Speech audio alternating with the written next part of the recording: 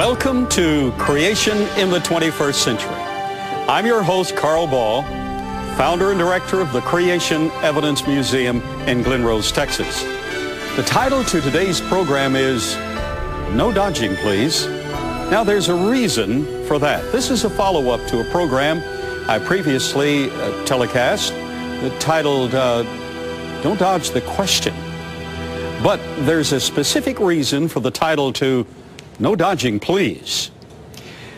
In the late 1970s, I visited the Fiji Islands for the first time, for my first time, and I remember being on the beautiful island of Taveuni. In Taveuni, they have a game. Now, that special game uses a breadfruit. Children get in a little ring. Another child holds the breadfruit, and she's going to throw that breadfruit and hit someone. Or he's going to throw the breadfruit and hit someone. But those who don't want to be hit dodge. And the reflexes of those people innately is absolutely astounding. In World War II, their soldiers were superior because of their reflexes. Their children demonstrate this genetic ability to dodge, to move, to reflect under those given conditions. The point of the little game, as I saw and watched for quite a while, was that a person who had previously been in the little ring had been hit, had faced it. Now that child had the privilege of throwing the breadfruit or a small ball. The other children would dodge until finally this individual would hit someone, then the thrower retired, and the individual who had not dodged adequately was able to now direct the show. Well, that's really what I want to talk about today.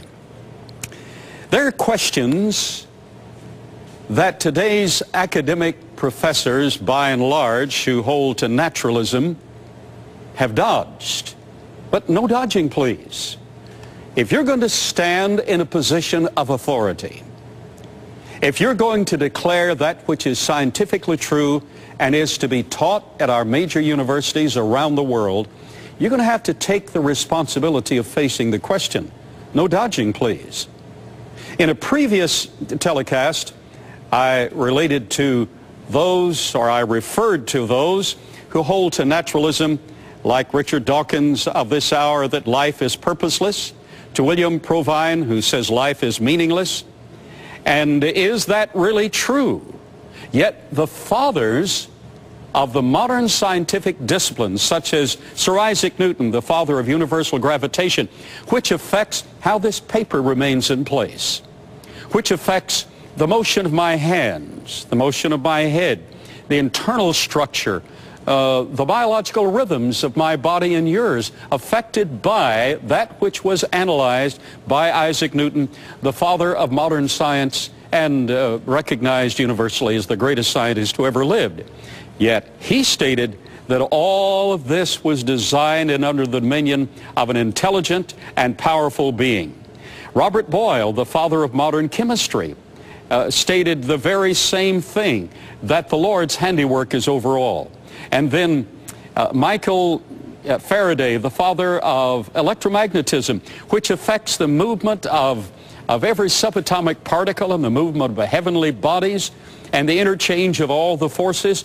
The man who organized that discipline stated that the invisible things of him from the creation of the world are clearly seen. They didn't dodge the absolutely inevitable. Now, no dodging, please. Let's face some of the facts. Let's ask some questions.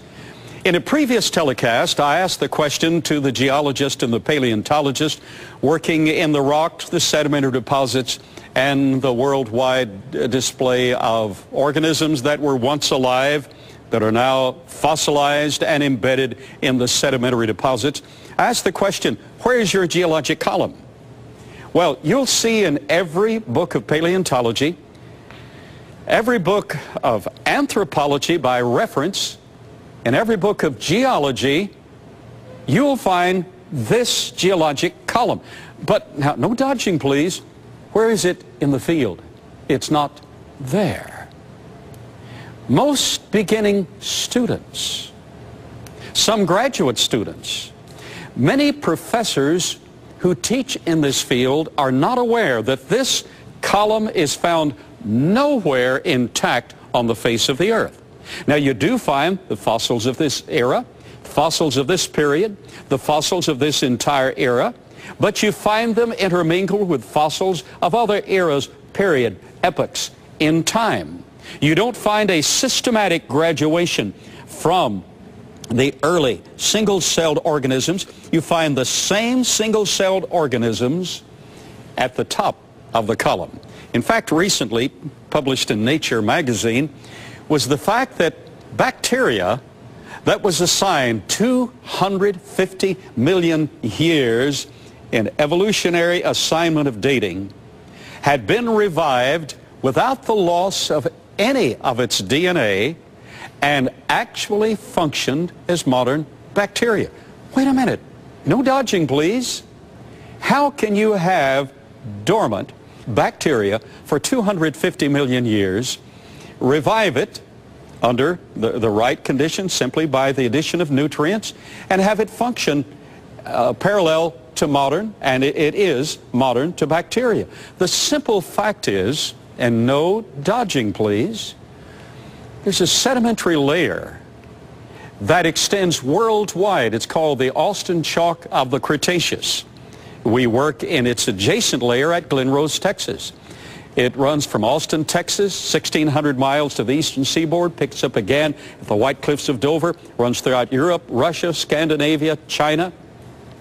It runs throughout Israel, throughout Africa.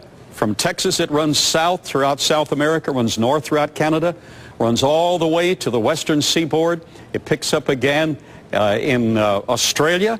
It is a worldwide, watch it, sedimentary layer that can only be laid down by water. Not only is it worldwide, fingering into and out of this Cretaceous layer are polystrate fossils. We've examined some of them with NOVA filming over my shoulder. We've actually uncovered some of them. Fingering into this and suspended above this and below this, connecting the other layers to it, are polystrate fossils, poly meaning many, that run through various layers, various strata, meaning that essentially the vast majority of the material of this geologic column was actually laid down in a worldwide flood. Now, don't dodge the question. No dodging, please. How do you account for a worldwide sedimentary deposit interconnected without a worldwide flood? No dodging, please. It's impossible to dismiss a worldwide flood. Now we come to living organisms, to the cell. According to evolutionary theory, inorganic material, material that was non-living, a rock, if you please, the chemistry of a rock, somehow organized into a living cell. Well, now, wait a minute. No dodging, please. How do you get inorganic compounds to become functioning, organic, living compounds? Now, no dodging, please. Microevolution, that is, change on a horizontal level, is no problem whatsoever. That's microevolution. It is the leap of macroevolution from one organism to a higher organism, or from non-living inorganic compounds to a living system, that is absolutely preposterous. Now, no dodging, please. Leading biochemist and microbiologist, and I have personal friends and family members involved in those disciplines at the PhD level, and they're facing the facts. They do no dodging. But leading evolutionary scholars, they finally admit, but they don't publicize this. They admit that not only do they not have any evidence as to how a rock, inorganic chemistry, can self-organize into a living, functioning cell,